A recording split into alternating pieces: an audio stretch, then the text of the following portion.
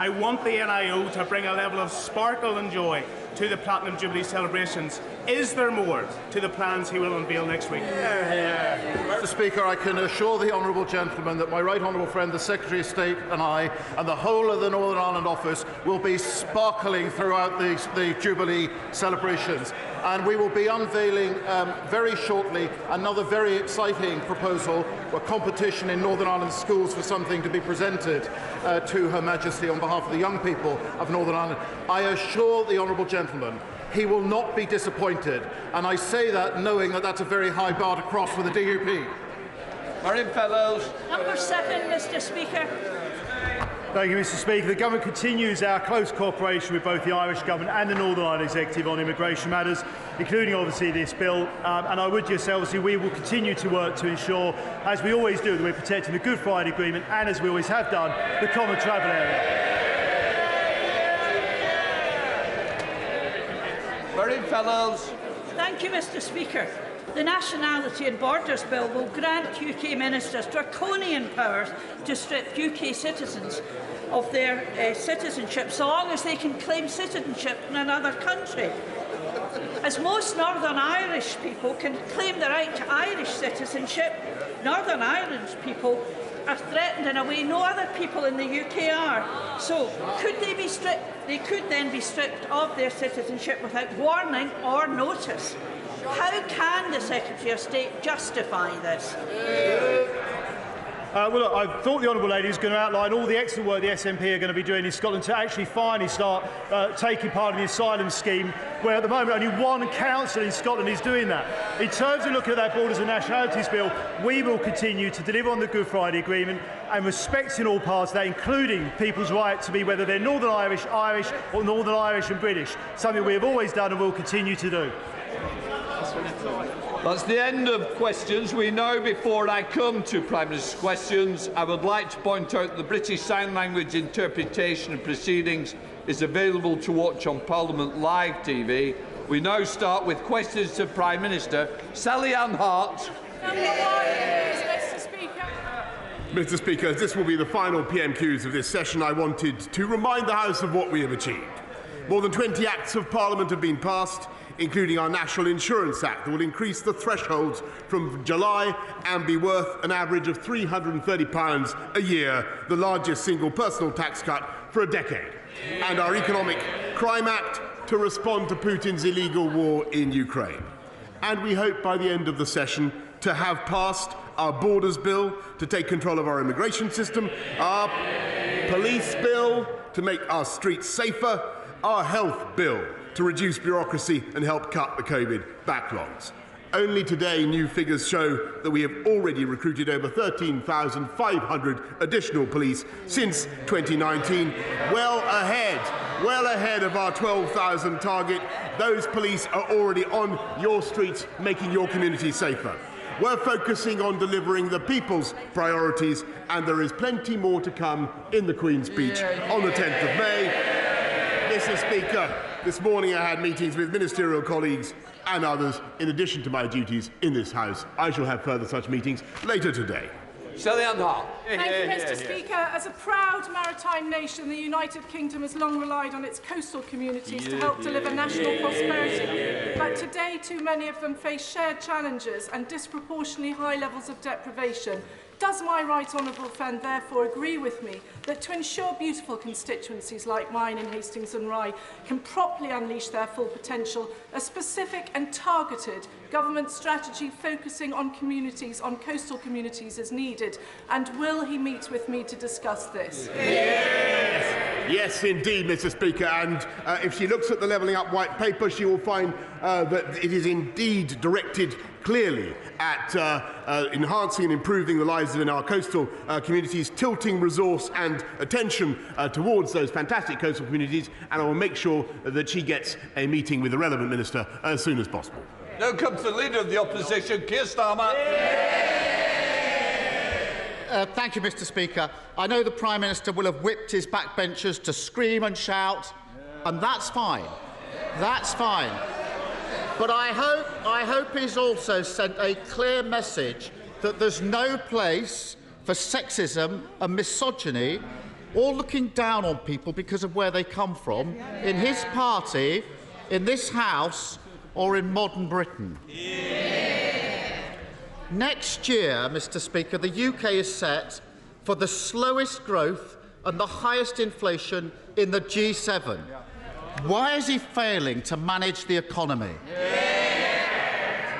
Mr. Speaker, well, let me first of all say, in response to what the right honourable gentleman has said about sexism and misogyny, that I exchanged messages with the right honourable lady over the weekend, and I repeat what I said to her. There can be absolutely no place for such behaviour or such expression in this House, and we should treat each other, Mr. Speaker, frankly, with the respect that each other deserves. So, and on his point about the economy, yes, of course it is true that there is a crisis of global inflation around the world, but this government is tackling it with all sorts of ways that you would expect, Mr. Speaker, helping people with the cost of their energy, British energy, far more, by the way, than the Labour will put in, a British energy security strategy to undo the mistakes of previous Labour governments, Mr. Speaker, but above all, making sure that we have the fastest growth in the G7 last year, which would not have been possible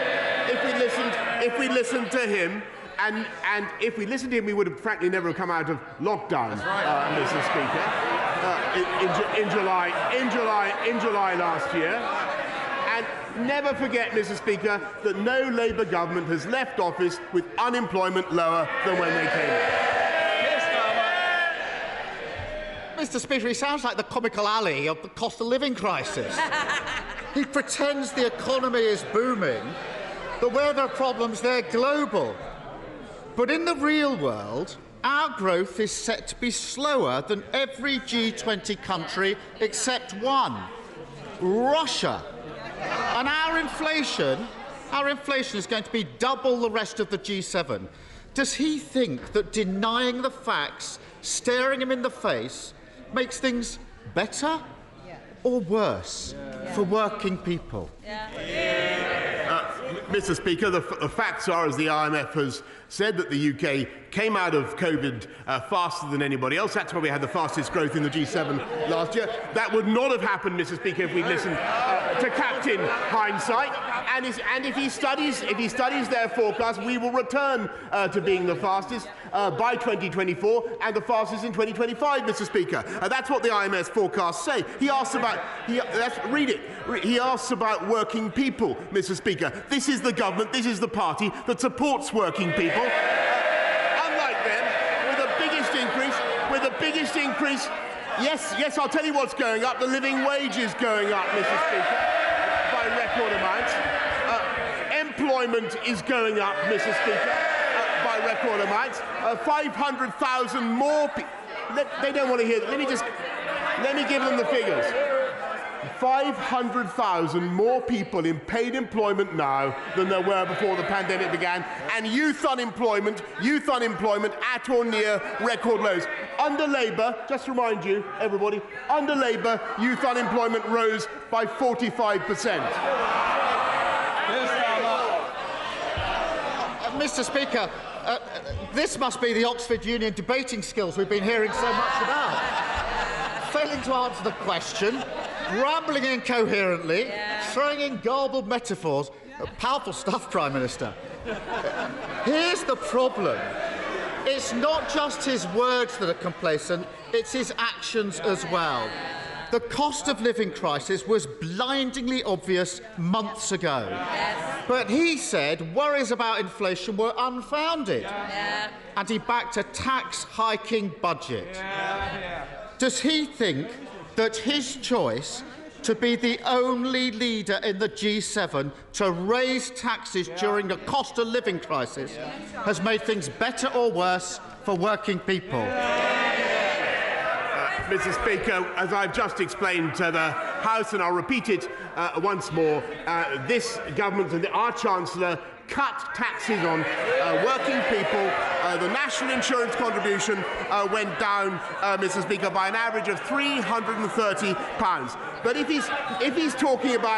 he's talking about the health and care levy. Maybe he's talking. Maybe that's what he's droning on about. Look at the health and care levy, Mr. Speaker. That is what is enabling us to pay for 50,000 more nurses, to pay for clearing the COVID backlogs. How tragic! How pitiful! How pitiful that the party of Bevan should now be opposed to that investment in the NHS, Mr. Speaker. Mr. Speaker, he's an ostrich, perfectly happy keeping his head in the sand. Working people are worried about paying their bills. They're spending less and cutting back. That's bad for business and bad for growth. Working people are looking for help. But this week, millions will look at their payslip and see a tax rise with his fingerprints all over it. Does he think that his 15th tax rise has made things better or worse for working people? Mr. Speaker, what we're doing for working people is not only lifting the living wage by the record amount, helping people on universal credit with a £1,000 tax cut, Mr. Speaker, but also cutting national insurance contributions, lifting the threshold so that on average people pay £330 less, Mr. Speaker. But what we're also doing is taking our country and our economy forward, investing in our NHS, which is a priority for the people of this country, unlike for the Labour Party, Mr. Speaker, but also ensuring that we have record creation of jobs, Mr. Speaker, and that is what matters. High wage, high skill jobs. 500,000 more. They don't care about jobs, Mr. Speaker. We do. We do. We believe in high wage, high skill jobs, and that's the answer for the economy. Keir Starmer. Mr. Speaker, it's as if he's only just waking up to the cost of living crisis. And his big idea, fewer MOTs. It actually makes the Cones hotline sound visionary and inspirational. North Sea oil producers are making so much unexpected profit, they call themselves a cash machine. Yes. That cash could be used to keep energy bills down. Instead, he chooses to protect their profits. Let household bills rocket and slap taxes on working people who are earning a living. Does he think that that choice has made things better or worse for working people? What we're doing is making things better for working people than his plans would do by a mile, Mr. Speaker. We're raising more. We're putting more to support people with their energy costs than he would with his new tax on business. £9.1 billion that we're putting in, an immediate £150 cut in people's council tax. Their thing only raises £6.6 billion. And what it does is it clobbers the very businesses that we need to invest in energy to bring the prices down for people across this country. Clean, green energy, the wind farms, the hydrogen that this country needs. And what this government is also doing, Mr. Speaker, is reversing the tragic, historic mistake of the Labour Party in refusing to invest in nuclear. We're going to have a nuclear reactor every year and not a nuclear reactor every decade, which is what we got under Labour. So they're the party of excess oil and gas profits, and we're the party of working people. This Tory government's had its head in the sand throughout the cost of living crisis. First, they let prices get out of control. Then they denied it was happening. They failed to do anything about it, and then they made it worse with higher taxes. Because of his choices, we are set to have the slowest growth and the highest inflation in the G7. Mr. Speaker, a vote for Labour next week is a vote for a very different set of choices. We would ask oil and gas companies to pay their fair share and reduce energy costs. We wouldn't hammer working people with the worst possible tax at the worst possible time. We'd insulate homes to get bills down. And we'd close the tax avoidance schemes that have helped his Chancellor, where is he, reduce his family's tax bill while putting everyone else's up. That's a proper plan for the economy. So why doesn't he get on with it and finally make choices that make things better, not worse, for working people? Mr. Speaker, I can tell the right honourable gentleman. I've listened to him over many weeks and many years. This guy is doomed to be a permanent spectator, Mr. Speaker, because we have a plan to fix the NHS and fix social care. They have no plan. We have a plan to fix our borders with our deal with Rwanda. They have no plan. We have a plan to take our economy forward. They have no plan. Let me tell you something, Mr. Speaker. He talks about the elections.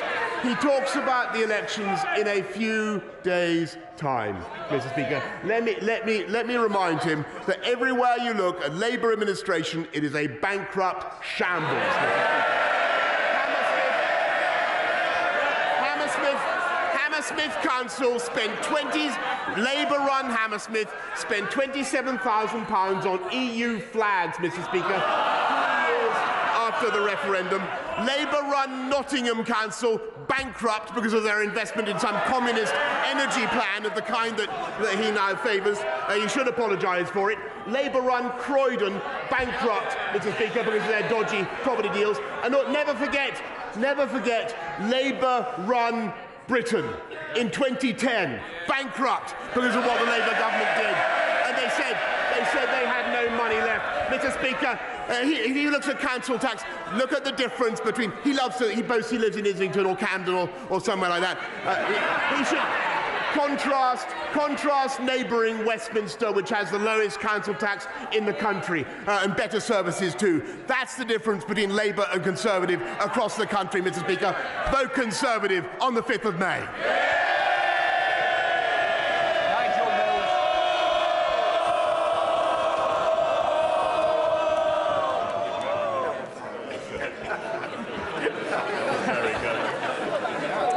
Minister join me in welcoming the huge step forward in the regeneration of Hena Town Centre in my constituency by the successful purchase of the rundown old grammar school building using the government's Towns Fund money this week. And would he agree that's exactly the sort of local delivery people should be voting on in next week's local election? I think my honourable friend is entirely right, and those are the issues on which people are going to be voting. And as I said, they're going to be voting for better value, for better services and lower council taxes, and I hope they'll be voting Conservative. Now comes the Leader of the SNP, Ian Blackford. Thank you, Mr. Speaker. And can I associate myself with the remarks of the Leader of the Opposition and the absolutely disgusting misogyny and sexism that was witnessed by the Deputy Leader of the Labour Party. That should shame us all what has happened over the last few days. Mr. Speaker, this morning the Trussell Trust confirmed that 830,000 children across the UK are being left to depend on emergency food parcels. So instead of convening a Tory talking shop at Cabinet, the Prime Minister should be acting to help those children and help families through the cost of living emergency. If he is genuinely looking for ideas to tackle this Tory-made crisis, he'd be wiser to look beyond his Cabinet colleagues, who of course know that he won't be there for very much longer. So, as a parting gift, here's an idea for the Prime Minister. The Scottish Government has introduced and now doubled the game-changing Scottish child payment of at least £1,040 a year, helping those families who are being the hardest hit. Is the Prime Minister prepared to match this payment across the UK to help families through this emergency? Mr. Speaker, what we're doing to help families, and of course it's important to do everything we can to help families in a tough time. And that's why we've massively increased the funds available to local councils to support families that are having a particular hardship. The Holidays and Activities Fund, now running at £200 million, is there as well. We will do everything we can to support families throughout this period when we're dealing with the aftershocks of the COVID pandemic, Mr. Speaker. But if I may say so, I think this is another example, and he may not appreciate me pointing this out, but it is true. There's another example of the vital strength of our economic union and the importance of support from the UK Treasury, which is what he gets. Ian Blackford. My goodness, Mr. Speaker, we have children facing poverty. The Scottish Government are responding by the child payment, and by the way, it will increase again later this year, and we get nothing. We get nothing but empty words from the Prime Minister. It was plenty of desperate pre-election waffle that we heard earlier, but I'll take it as a no. There is no support for hard-pressed families. It is clearer by the day that the Prime Minister's supposed plan to fight the Tory-made cost of living crisis is not only non-fiscal, it's non-existent. So, Prime Minister, I'll try again. Here are 3 other ideas for the Prime Minister that would help families with soaring costs right now. Scrap his national insurance tax hike, reverse the Tory cuts to universal credit, and match Scotland's 6% benefits rise instead of imposing a real-term cut. 3 things that will make a difference to millions of people. Has the Prime Minister come to terms with the reality that if he fails to act now, the voters will send him and his sleaze-ridden party a message by voting SNP next Thursday? Mr. Speaker, we're helping families up and down the country with the universal credit. He asked about universal credit. We're tapering it so that people get another £1,000 in their pockets. Working people get another £1,000 in their pockets. We're helping families in the way that I have described, Mr. Speaker. And just to remind the House that under this government there are now far fewer children in workless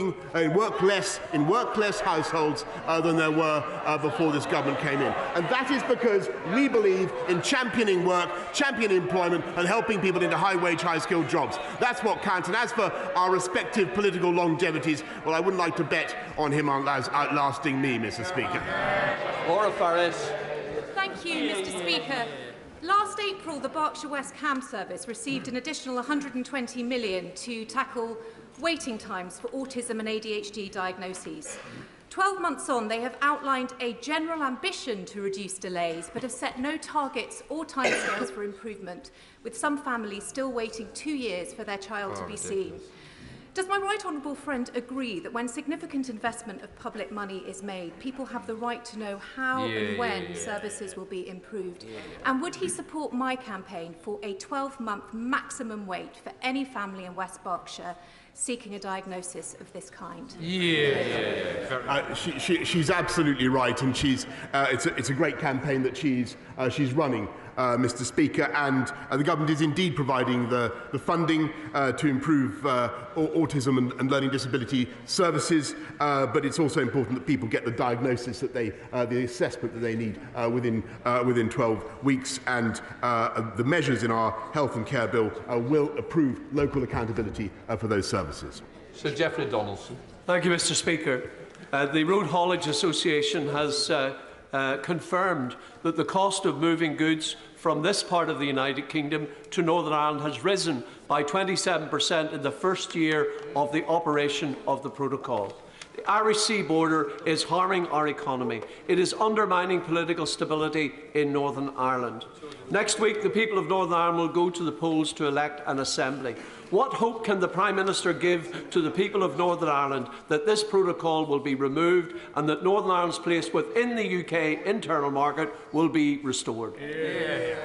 I thank him very much, and I think that what the whole House will want to support is the balance and symmetry of the Good Friday Agreement. That's what really matters. That's a great legacy for all of us, and it's vital that the protocol or that the arrangements we have in Northern Ireland should command the support of all sides, and that's what this government will undertake to ensure. Ben Bradley. Thank you, Mr. Speaker. I'm grateful to the Prime Minister for the additional funding and support that Mansfield has received over recent years for education and skills, for tackling crime, and for our town centres. We'll be bidding into the Levelling Up Fund as well this spring. Mansfield residents now want to see the tangible outcomes of those capital funds for the town centre. So could my right honourable friend look seriously at how we might help accelerate the process, often lengthy process, of getting from successful funding announcement to spades in the ground so that my residents can benefit from those investments? My honourable friend is a fantastic champion for Mansfield and indeed a wider area, and I'm delighted that Mansfield was awarded £12 million as part of the Towns Fund. I can't endorse any specific project, but the next round is coming up shortly and will be announced in the autumn. Caroline Lucas. Thank you very much, Mr. Speaker. 56 members of this House are under investigation for sexual misconduct, and that includes 3 of his cabinet ministers. The Prime Minister has just rightly said that there can be no place for sexism and misogyny in this House. So can he now confirm whether he considers that sexual harassment, apparently unlike bullying and lying, is grounds for dismissal under the Ministerial Code? Thank you, Mr. Speaker. And of course, sexual harassment is intolerable, and it's quite right that members should now have a procedure by which they can bring that to the attention of the House authorities. And I think that's a good thing. And of course, it's grounds for dismissal. Brown. Thank you, Mr. Speaker. Financial scams have grown dramatically in recent years and are now the most common form of crime, harming millions of families every year. Most of them are enabled by online platforms such as Facebook and Google that make vast profits from advertising fraudsters. Does my right honourable friend, the Prime Minister, agree with me that those companies that profit from promoting fraud should help pay the cost of fraud, and that online platforms should compensate victims that they help create? And will he work with me to achieve that end? Look, I have to say, Mr. Speaker, to my honourable friend who I've known for many years, I think this is typical of his creativity. We are going to look at exactly how we could make that kind of measure work. I think it's important that we proceed with care and get it right, and I'm going to make sure that he has a meeting with the relevant minister in DCMS as fast as possible. Vicky Foxcroft. Thank you, Mr. Speaker. Hundreds and thousands of people are still shielding. They're living in fear of COVID as they know the vaccine hasn't mounted an antibody response for them, and they remain at increased risk of serious illness or death. There is hope, though, Evershed, which gives immunocompromised people 83% protection for 6 months. Sadly, the government hasn't ordered any of this, despite the MHRA giving approval on the 17th of March. Now, I appreciate the Prime Minister might not have all of the details to hand, so will he meet with me to talk about this life-saving and life-changing drug? I thank her very much, and I think she's absolutely right to speak up for those who are shielding and who are anxious, and we're doing everything we can to protect and to reassure them. On Evershed, we are evaluating it at the moment, but I will make sure that she has a meeting as soon as possible with the Department of Health. Thank you, Mr. Speaker. My Conservative council in Kensington and Chelsea charges £500 less council tax than neighbouring Camden Labour. And it has 4 times as many bin collections. You haven't misheard. £500 less, 4 times as many. Does my right honourable friend agree with me that everyone who wants low council tax and good services needs to vote Conservative? Mr. Speaker, do I agree with my honourable friend? There is not a syllable with which any sensible person in this country could possibly dissent. Thank you, Mr. Speaker. Last week, the Daily Telegraph, not normally a paper that I read, but I did read this headline that said Northern Ireland could be forced to follow EU rules on COVID tests. The Chancellor told the House that Northern Ireland could benefit from moves to scrap VAT on energy efficiency measures because of the protocol. So now the protocol's restrictions threaten a shortage of COVID tests in Northern Ireland. So can I ask the Prime Minister, the financial cost of the protocol can be measured, but the true cost in relation to VAT, to medicines, to COVID tests and damaged relationships is much greater. When is the government and my Prime Minister going to restore our place in the United Kingdom? I thank him very much, and there is clearly an economic cost to the protocol, and that is also now turning into a political problem and an imbalance in sentiment about it. We need to rectify that balance for the sake of the Good Friday Agreement on which this country depends. Paul Holmes. Thank you, Mr. Speaker.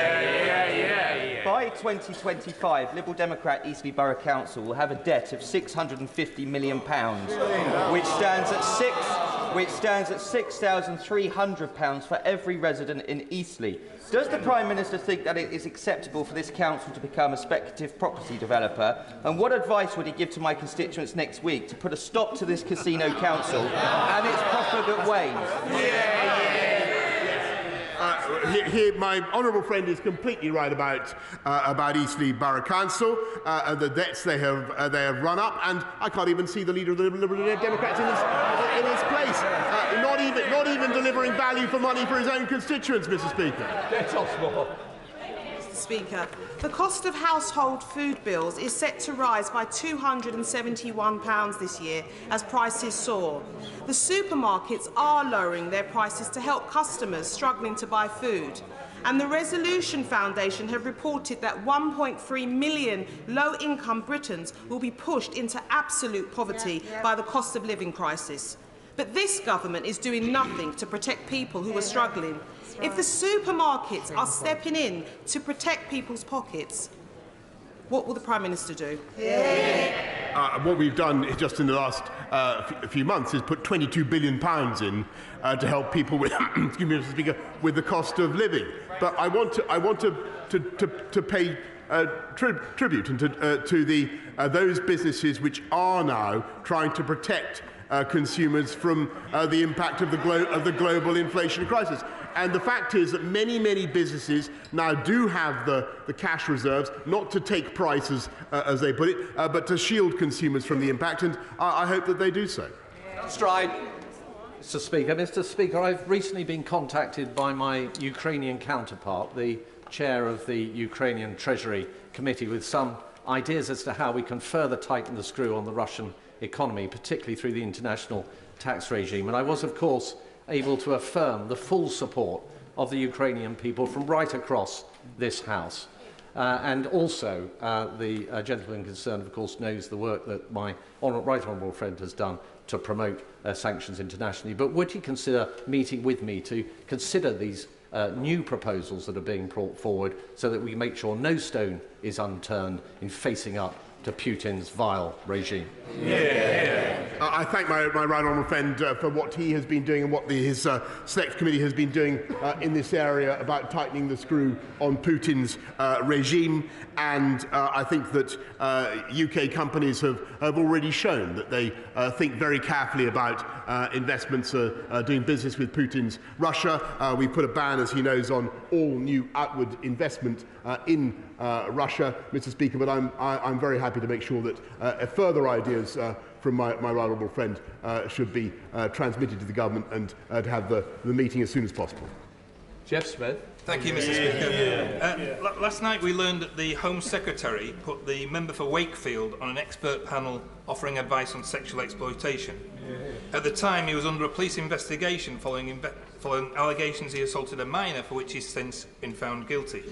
He sat on this panel long after the Conservative Party had received a complaint from his victim. Isn't the Prime Minister ashamed that his party didn't take the victim seriously and put someone who abused a minor in such an important position? And does he wish to take the opportunity to apologise to them?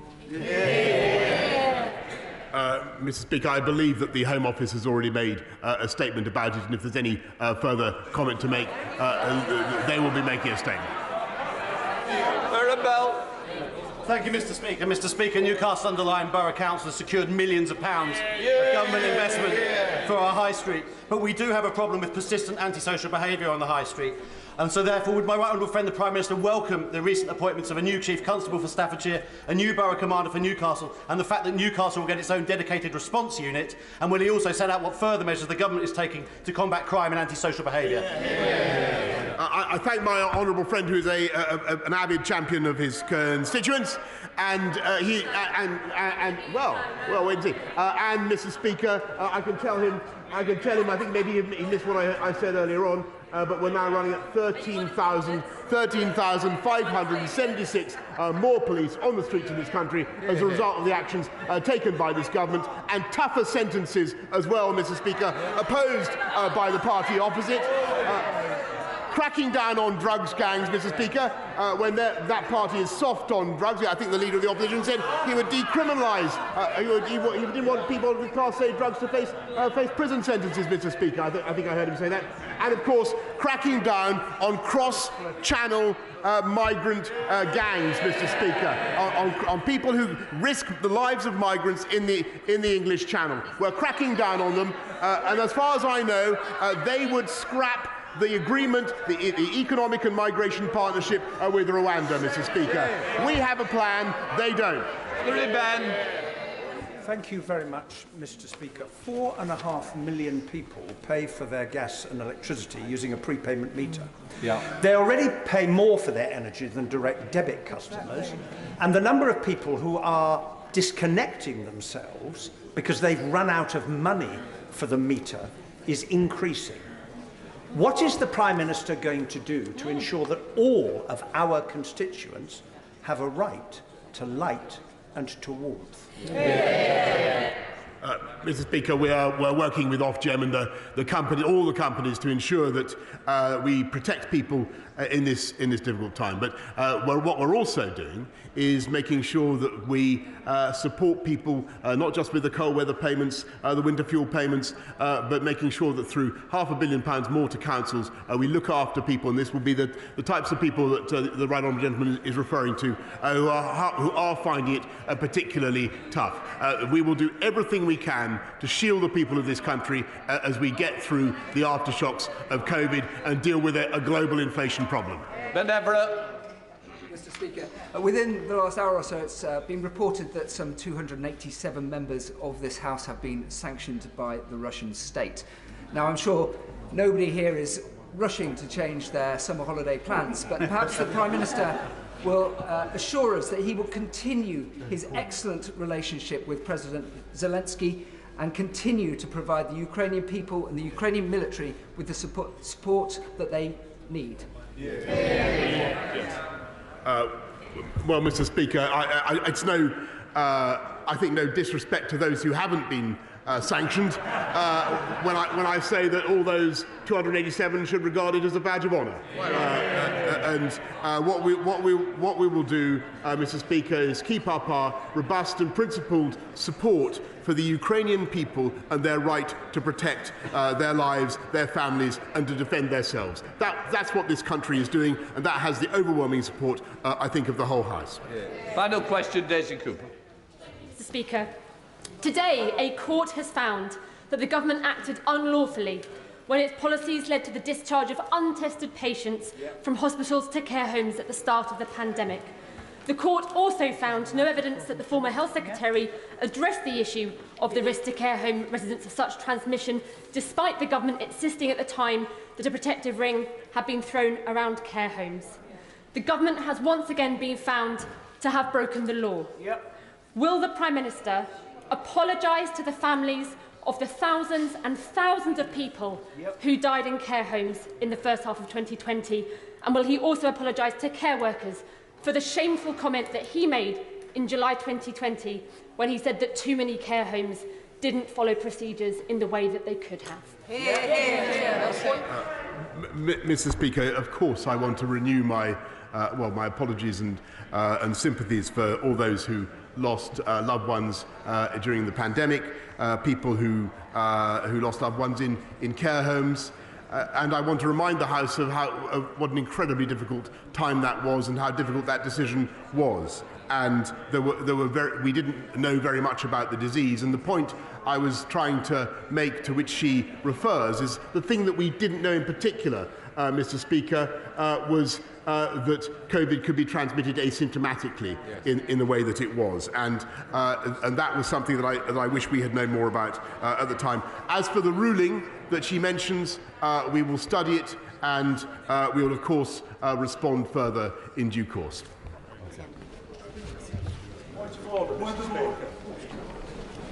Michael Fabricant. Mr. Speaker, as you've just heard from my honourable friend, the member for Milton Keynes North, the Interfax news agency, under an hour ago in Moscow, announced that the Foreign Ministry of the Russian government will now sanction 287 members and former members of the House of Commons from both sides of this House. I'm proud to say, Mr. Speaker, that both you and I are on that list. So, Mr. Speaker, are you able to give any advice to members of the House of Commons, honourable and right honourable members, regarding this?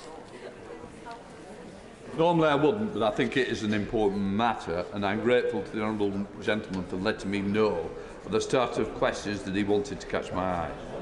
Although the issue is raised is not strictly a point of order, I am of course alarmed to hear what is reported to the Chamber. Rather than give a knee-jerk reaction now, I am sure the Government will rapidly be assessing the implications of this move.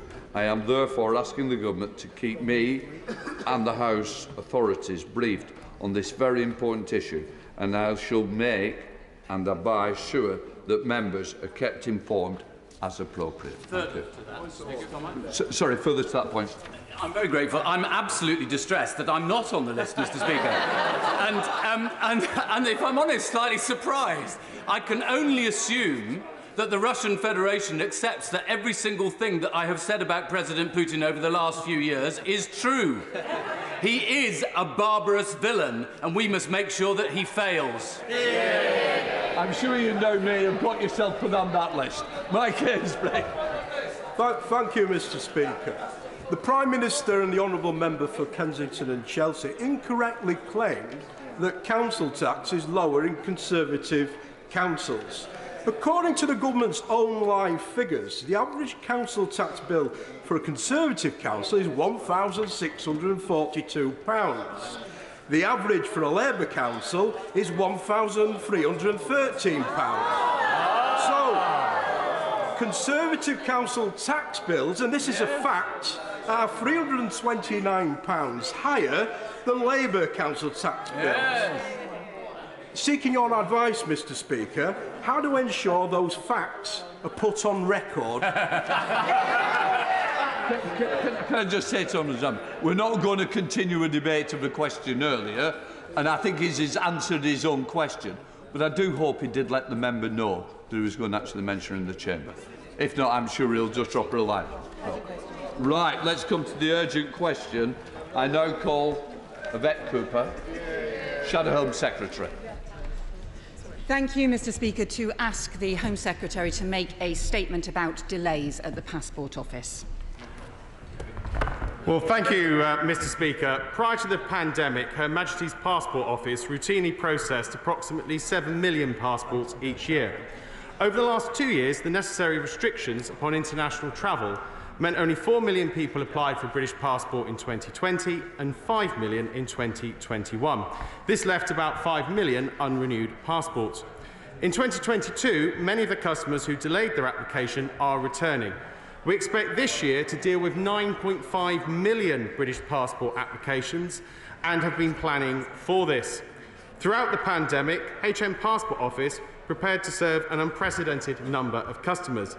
Alongside technical solutions, staffing numbers have been increased by 500 since last April, and we're in the process of recruiting another 700. These preparations ensured passport applications could be processed in record numbers, last month seeing the highest total for any month on record, with HM Passport Office completing the processing of over 1 million applications, 13% higher than the previous record output. Inevitably, faced with this level of demand, applications will take longer. Consequently, in April 2021, guidance was changed to clearly advise customers to allow up to 10 weeks to get their passport, in recognition a surge would arrive as international travel returned. The vast majority of applications continue to be processed within 10 weeks. In fact, over 90% of applications were issued within 6 weeks between January and March, despite the much increased demand. HM Passport Office also provides an expedited service where an application from the UK has been with them for longer than 10 weeks. 42 applications have been expedited under this criteria since the 31st of March. With greater volumes of applications which are in the system for longer, levels of customer contact have inevitably risen. We recognise difficulties in contacting the Passport Office will cause concern for those wanting assurances about their applications. In response, the provider of the Passport Advice Line, Teleperformance, have been urgently tasked to add additional staff as their current performance is unacceptable. To finish, the team at HMPO are dealing with record numbers of applications and are delivering a record level of output to match this. Their hard work will enable millions of British citizens to enjoy a holiday abroad this summer, and I would like to thank them for it. Yvette Cooper. Thank you, Mr. Speaker. To listen to the Minister, you'd think that actually everything was all right. But my constituents fear their honeymoon may now be wrecked because their passports haven't arrived, even though they applied in plenty of time. We've had cases of people cancelling jobs, parents trying to get a holiday for a sick child, waiting since January, huge long delays by the Passport Office.